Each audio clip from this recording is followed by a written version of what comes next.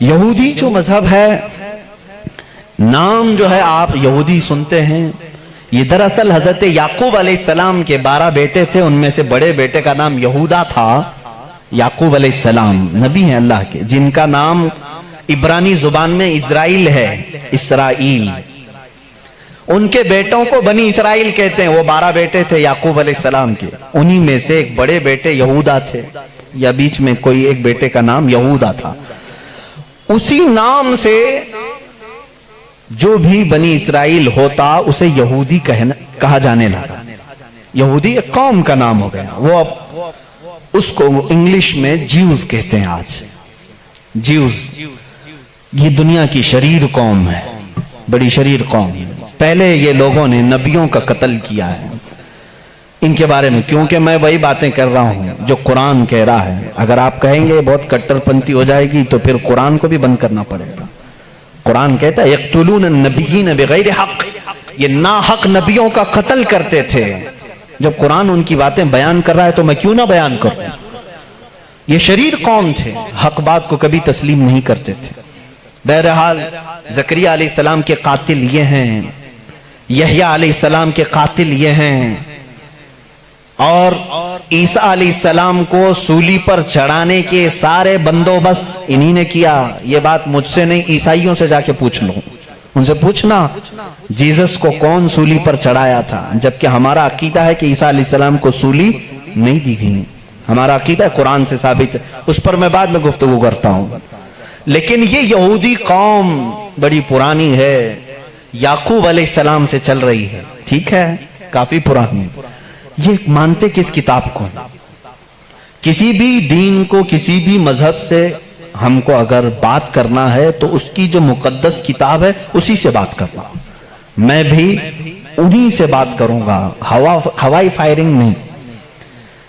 جو مقدس کتاب تمہارے نزدیک ہے اسی کی باتیں اگر میں رکھتا ہوں۔ یہاں محفل میں اتنا وقت نہیں ہوتا، تھوڑی تھوڑی جھلکیاں میں دے کر کے جاؤں گا تاکہ جو ریسرچ اسکالر ہیں وہ اس کو آگے بڑھائیں اور پھر اپنی تحقیق سے لوگوں کے سامنے یہ باتوں کو لائیں۔ یہودی قوم جس کتاب کو مقدس مانتی ہے وہ تورات ہے، جو موسیٰ علیہ السلام پر نازل ہوئی، اور زبور ہے جو حضرت داؤد علیہ السلام پر نازل ہوئی۔ ان کتابوں کے مجموعے کو آج انگلش میں اولڈ ٹیسٹمنٹ کہا جاتا ہے۔ یہ کتابیں مارکیٹ میں دستیاب ہیں، ان کو کیا کہتے ہیں؟ Old testament. تقریباً اس کتاب میں جو الگ الگ چھوٹی چھوٹی کتابوں کو ملایا گیا ہے 73 کتابوں کا مجموعہ ہے اولڈ ٹیسٹمنٹ۔ جیسے قرآن میں 30 پارے ہیں نا، پہلا پارہ، دوسرا پارہ، تیسرا پارہ، اس طرح سے اس میں پارے سمجھ لیں یا الگ الگ ٹاپکس۔ یہ کتنے ہیں؟ 73 ہیں۔ اس میں بھی ان کا بڑا اختلاف ہے، میں سارے اختلافات نہیں بتا سکتا آج، لیکن قرآن میں سب کا اتفاق ہے، چاہے وہ شیعہ ہو، دیوبندی ہو، وہابی ہو، اہل حدیث ہو، کوئی بھی ہو۔ جو عقیدہ ہم رکھتے ہیں اہل سنت و جماعت کے قرآن کے 30 پارے ہیں، سب کا اس بات پر اتفاق ہے۔ لیکن اولڈ ٹیسٹمنٹ پر سب کا اتفاق نہیں، ان میں سے کچھ مذہب 73 مانتے ہیں، کچھ 66 مانتے ہیں، 66 مانتے ہیں، کچھ لوگ 27 مانتے ہیں۔ بہرحال اولڈ ٹیسٹمنٹ میں ایک باب ہے جس کو استثناء کہتے ہیں، ایک پارے کا نام ہے، ایک کتاب کا، ایک جز کا، جس کو ڈیوٹرونومی انگلش میں کہتے ہیں۔ اس میں ایک آیت آئی ہے۔ آیت ظاہر سی بات ہے اللہ کی ہے، آیت اللہ کی ہے اور موسیٰ علیہ السلام پر نازل ہو رہی ہے۔ اللہ تعالیٰ فرما رہا ہے اے موسیٰ، میں تمہارے بعد تمہارے بھائیوں میں، بھائیوں سے مراد نبیوں میں، ایک ایسا نبی بھیجوں گا جو تمہاری ہی طرح سے ہوگا، تمہاری ہی طرح سے ہوگا، لیکن میں اس کے منہ میں اپنی زبان رکھ دوں گا۔ اور دوسری آیت آتی ہے کہ وہ فاران کی چوٹیوں سے چمکے گا۔ یہ فاران کیا ہے؟ یہ فاران کی چوٹیاں کہتے ہیں مکہ مکرمہ میں جو اب پہاڑ ہے، جبل کعبہ جو خانہ کعبہ کے قریب، انہوں نے اس کو سب ختم کر دیا، آج وہاں پر بادشاہوں کے محلات بنے ہوئے ہیں۔ وہاں فاران کی چوٹیاں کہا جاتا تھا کہ وہ مکہ کا ایک پہاڑ ہے، اور मुकद्दस किताब ओल्ड टेस्टामेंट में कहा जा रहा है कि वो चमकेगा कहां से? फारान की चोटियों से। अब मैं उसकी तरफ आता हूं। बेचारे ईसाई कहने लगे कि ये जो बशारत आई है मूसा अलैहिस्सलाम को, उससे मुराद हमारे नबी ईसा अलैहिस्सलाम हैं। ये मुंह मियां मिट्ठू बनते हैं। इस तौर पर अल्लाह ने क्या फरमाया? ऐ मूसा, मैं तुम्हारी ही तरह एक रसूल भेजूंगा। तुम्हारी ही तरह से मुराद क्या है? ईसा अलैहिस्सलाम मूसा अलैहिस्सलाम की तरह बिल्कुल नहीं थे, क्योंकि मूसा अलैहिस्सलाम की माँ भी थे, बाप भी थे। ईसा अलैहिस्सलाम की सिर्फ माँ है और बाप नहीं है। अगर माँ और बाप वाला कोई रसूल है तो वो मोहम्मद अरबी सल्लल्लाहु अलैहि वसल्लम, मेरे आका की माँ भी हैं, बाप भी हैं। मूसा अलैहिस्सलाम की तरह ईसा अलैहिस्सलाम नहीं हो सकते। ये मैं क्रिश्चियन से कह रहा हूँ, ईसाइयों से कह रहा हूँ, जो ये कहते हैं कि मूसा की बशारत में हमारे नबी का जिक्र आया है। मैं कह रहा हूँ नहीं, इसलिए कि मूसा अलैहिस्सलाम की शादी भी हुई थी, बच्चे भी हुए थे। ईसा अलैहिस्सलाम की शादी भी नहीं हुई, बच्चे भी नहीं हुए। वो 33 साल की उम्र में आसमानों पर उठा लिए गए। लेकिन अगर मूसा अलैहिस्सलाम की तरह शादी और बच्चे वाला कोई रसूल है, वो मोहम्मद अरबी सल्लल्लाहु अलैहि वसल्लम। शादी भी किया है आपने, बच्चे भी फरमाए। और दूसरी आयत जो मूसा अलैहिस्सलाम से ये कही गई कि वो फारान की चोटियों से चमकेगा, मेरे अजीजों, इसका मिस्दाक कोई दूसरा नबी हो ही नहीं सकता। मैं आपको तारीख बताऊं, फारान कहां है? मक्का में है। आदम अलैहिस्सलाम से लेकर हुजूर अकरम सल्लल्लाहु तआला अलैहि वसल्लम तक 1,24,000 कमोबेश नबी आए, लेकिन उनमें से एक भी नबी मक्का में नहीं पैदा हुए सिवाय मोहम्मद रसूलुल्लाह के। कोई नबी मक्का में नहीं पैदा हुए, सिर्फ मोहम्मद अरबी सल्लल्लाहु अलैहि वसल्लम। मेरे आका सल्लल्लाहु अलैहि वसल्लम 40 साल तक मक्का मुकर्रमा में खामोश रहे, अपने अखलाक और किरदार को इजहार करते हुए।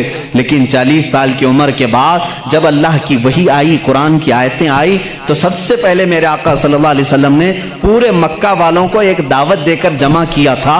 कहां जमा किया? यही फारान की चोटियों में। यह पहला मजमा है, पहला जलसा है मेरे आका का। उसी जलसे में मेरे आका ने सबसे पहली मर्तबा ये ऐलान किया, ऐ मक्का वालों, मैं मोहम्मद अल्लाह का आखिरी रसूल हूं। हुजूर अकरम सल्लल्लाहु तआला अलैहि वसल्लम का ये फरमान आलीशान ही, जिसको मूसा अलैहिस्सलाम की तौरात में कहा गया कि वो फारान की चोटियों से चमकेगा। अल्हम्दुलिल्लाह, वो रसूल फारान की चोटियों से जो चमका, वो आज तक चमक रहा है। चमक तुझसे पाते हैं सब पाने वाले, मेरा दिल भी चमका दे चमकाने वाले। बरसता नहीं देख कर अब्र रहमत, बदों पर भी बरसा दे बरसाने वाले। या रसूल अल्लाह, मैं मुजरिम हूँ आका, मुझे साथ ले लो कि रस्ते में हैं जा बजा थाने वाले हैं, हमारे तो रोड पर ही हैं।